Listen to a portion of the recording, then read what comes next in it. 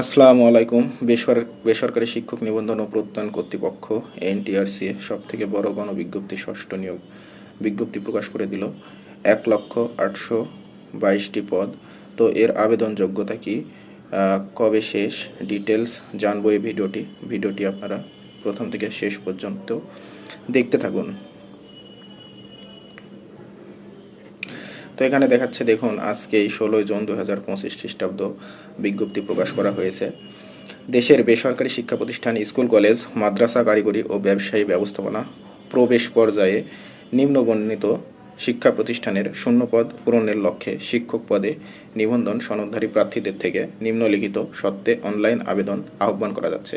এখানে দেখিয়েছে স্কুল ও কলেজ 46,211টি পদসংখ্যা, মাদ্রাসা 53,501, কারিগরি ও ব্যবসায়ী ব্যবস্থাপনা প্রতিষ্ঠান 1,110টি, টোটাল 1,822টি। অনেক বড় একটি গণবিজ্ঞপ্তি।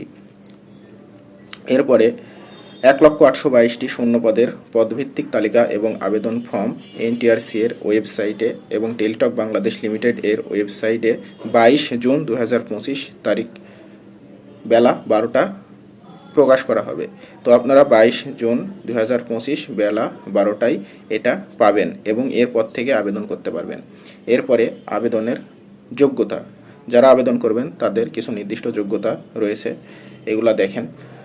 সংশ্লিষ্ট বিষয়, পদ ও প্রতিষ্ঠানের ধরন অনুযায়ী নিবন্ধন সনদধারী হতে হবে।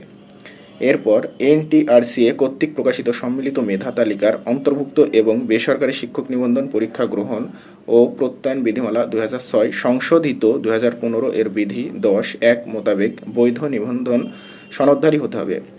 গ.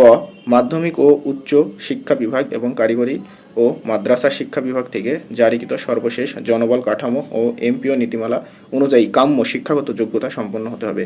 কাম্য শিক্ষা যোগ্যতার বিবরণ এনটিআরসিএ এর ওয়েবসাইটে ষষ্ঠ নিয়োগ সুপারিশ বিজ্ঞপ্তি নামক সেবা বক্সে পাওয়া যাবে, এটা আপনারা দেখে নেবেন। ঘ. মাধ্যমিক ও উচ্চ শিক্ষা বিভাগ শিক্ষা মন্ত্রণালয়ের স্মারক এত অংশে তারিখ 15 মে 2025 মোতাবেক কোনো মহিলা কোটা থাকবে না। এবার কোনো মহিলা কোটা থাকবে না। এরপর শিক্ষা মন্ত্রণালয়ের মাধ্যমিক ও উচ্চ শিক্ষা বিভাগ এবং কারিগরি ও মাদ্রাসা শিক্ষা বিভাগ থেকে জারিকৃত সর্বশেষ জনবল কাঠামো ও এমপিও নীতিমালা অনুযায়ী প্রার্থীকে আবশ্যিকভাবে কেবলমাত্র তার শিক্ষক নিবন্ধন সনদে উল্লেখিত বিষয়, সংশ্লিষ্ট পদ ও শিক্ষা প্রতিষ্ঠানে আবেদন করতে হবে। আবেদনকারীর মিথ্যা তথ্য প্রদানের মাধ্যমে আবেদন করলে এবং তদনুযায়ী নিয়োগ সুপারিশ প্রাপ্ত হলে উক্ত সুপারিশ বাতিল সহ তার বিরুদ্ধে আইনানুগ ব্যবস্থা গ্রহণ করা হবে। এক্ষেত্রে আপনারা সচেতন থাকবেন এবং সত্য যেটা সেটাই দিবেন, মিথ্যার আশ্রয় নেওয়ার দরকার নেই। এরপর 5 ক.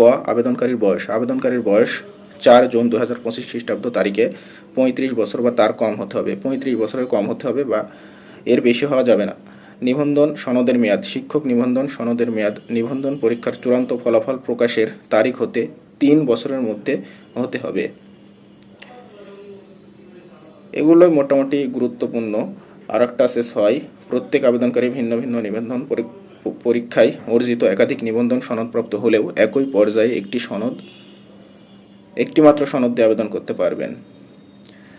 এরপরে আছে, একজন প্রার্থী শূন্যপদের তালিকা থেকে তার আবেদনে সর্বোচ্চ 40টি শিক্ষা প্রতিষ্ঠানের চয়েস বা পছন্দ তালিকা দিতে পারবেন। উক্ত চয়েস প্রদানের ক্ষেত্রে কোনো প্রার্থী যদি তার চয়েস বহির্ভূত কোনো শিক্ষা প্রতিষ্ঠানে চাকরি করতে ইচ্ছুক হন, তবে তাকে অ্যাপ্লিকেশন ফর্মে প্রদর্শিত আদার অপশন নামক বক্সে ইয়েস ক্লিক করতে হবে। অথবা কোনো প্রার্থী যদি তার চয়েস বহির্ভূত কোনো শিক্ষা প্রতিষ্ঠানে চাকরি করতে ইচ্ছুক না হন, তবে নো ক্লিক করতে হবে। ইয়েস ক্লিক করলে 3টি অপশন পাওয়া যাবে, যথা 1 জেনারেল, 2 মাদ্রাসা, 3 টেকনিক্যাল। প্রার্থী তার শিক্ষাগত যোগ্যতা অনুযায়ী 3টি অপশনের যে কোনো একটি অথবা 2টি অথবা 3টি অপশনে চয়েস প্রদান করতে পারবেন। 3টি অপশনের মধ্যে একাধিক অপশন পছন্দ করার ক্ষেত্রে প্রার্থীর পছন্দক্রম অনুযায়ী তাকে নিয়োগ সুপারিশের জন্য বিবেচনা করা হবে। 8 প্রার্থীর আবেদনে বর্ণিত চয়েসের প্রেক্ষিতে প্রার্থীর পদভিত্তিক মেধাক্রম ও পছন্দক্রম অনুসারে ফলাফল প্রসেস করা হবে। যদি কোনো প্রার্থী তার চয়েস অনুযায়ী কোনো প্রতিষ্ঠানে নির্বাচিত না হন এবং তিনি যদি আদার অপশনে ইয়েস ক্লিক করে থাকেন, সেক্ষেত্রে শূন্যপদ থাকা সাপেক্ষে প্রার্থীর মেধাক্রম বিবেচনা করে দেশের যে কোনো প্রতিষ্ঠানে নির্বাচনের নিমিত্তে ফলাফল প্রসেস করা হবে। কোনো প্রার্থী যদি স্কুল ও কলেজ উভয় পর্যায়ে সনদ থাকে এবং তিনি যদি উভয় পর্যায়ে পদে আবেদন করেন এবং তাকে প্রথমে তাকে কলেজ পর্যায়ে বিবেচনা করা হবে। কলেজ পর্যায়ে নির্বাচিত না হলে স্কুল পর্যায়ে বিবেচনা করা হবে। কলেজ পর্যায়ে নির্বাচিত হলে স্কুল পর্যায়ে বিবেচনা করা হবে না। 10 একটি পর্যায়ে আবেদনকারীকে নির্ধারিত 1000 টাকা ফি প্রদান করতে হবে। নির্ধারিত ফি পরিশোধ না করলে আবেদনটি বাতিল বলে গণ্য হবে। খ সংশ্লিষ্ট নিবন্ধন পরীক্ষায় আবেদনে প্রার্থীর ব্যবহৃত ছবি ডাউনলোড করে আবেদনের ফর্মে নির্ধারিত স্থানে আপলোড করতে হবে। গ অনলাইনে আবেদন ফর্ম পূরণ ও ফি জমা দেওয়া সংক্রান্ত নিয়ম টেলিটক বাংলাদেশ লিমিটেডের http://ngo.teletalk.com.bd ওয়েবসাইটে স্বতন্ত্রভাবে প্রদর্শন করা হয়েছে। পুলিশ ভেরিফিকেশন ফর্ম প্রত্যেক আবেদনকারীকে অ্যাপ্লিকেশন ফর্ম পূরণের সময়েই পুলিশ ভেরিফিকেশন ফর্মটি যথাযথভাবে পূরণ করতে হবে, নতুবা তার আবেদন ফর্মটি বাতিল বলে গণ্য হবে।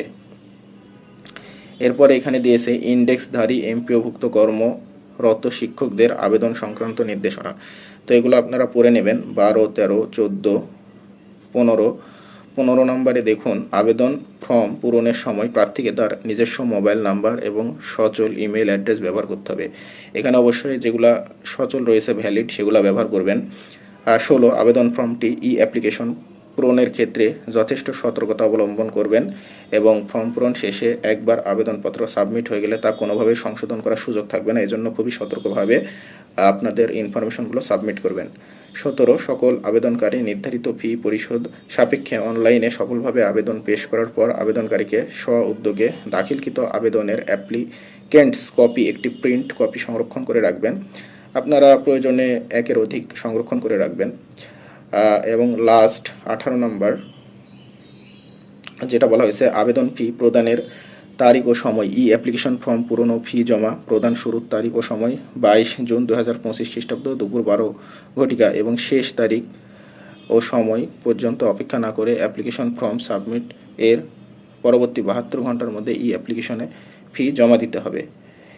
অ্যাপ্লিকেশন জমা প্রদানের শেষ তারিখ ও সময় 10 জুলাই 2025। আপনারা এর আগে চেষ্টা করবেন 10 জুলাই 2025 দিবাগত রাত 12 ঘটিকার আগেই ফি জমা দেওয়ার চেষ্টা করবেন। যে সকল প্রার্থী শেষ সময় আবেদন করার ফলে অ্যাপ্লিক্যান্ট আইডি পাওয়া সত্ত্বেও নির্ধারিত সময়ের মধ্যে টাকা জমা দিতে পারবে না, তাদেরকে আগামী 13 জুলাই 2025 তারিখ দিবাগত রাত 12 ঘটিকা পর্যন্ত SMS এর মাধ্যমে ফি জমা দেওয়ার সুযোগ দেওয়া হবে। এরপরে 19, 20, 21, 22, 23 নম্বর এবং 22 নম্বর একটু দেখেন। মামলা আইনগত কোনো জটিলতার কারণে অনলাইনে প্রকাশিত বিজ্ঞপ্তির কোনো পদে নিয়োগ প্রদান সম্ভব না হলে বর্ণিত কারণ এর জন্য NTRCA দায়ী থাকবে না। এই গণবিজ্ঞপ্তির যে কোনো সত্য এবং প্রকাশিত বিজ্ঞপ্তি NTRCA যে কোনো সময়ে সংযোজন, বিয়োজন, পরিবর্তন এবং স্থগিতের অধিকার সংরক্ষণ করে। এটি দেখেন এখানে স্বাক্ষর করেছে মোহাম্মদ শাহাদত হোসেন, যুগ্ম সচিব। তো এই হলো গণবিজ্ঞপ্তি। আপনারা ডিটেলস আরও ভালো যদি বুঝতে না পারেন পড়ে নিতে পারেন এদের ওয়েবসাইটে গিয়ে। আর এখানে যে নিয়মগুলো অনেক গুরুত্বপূর্ণ সেগুলো পড়ে শোনানো হলো।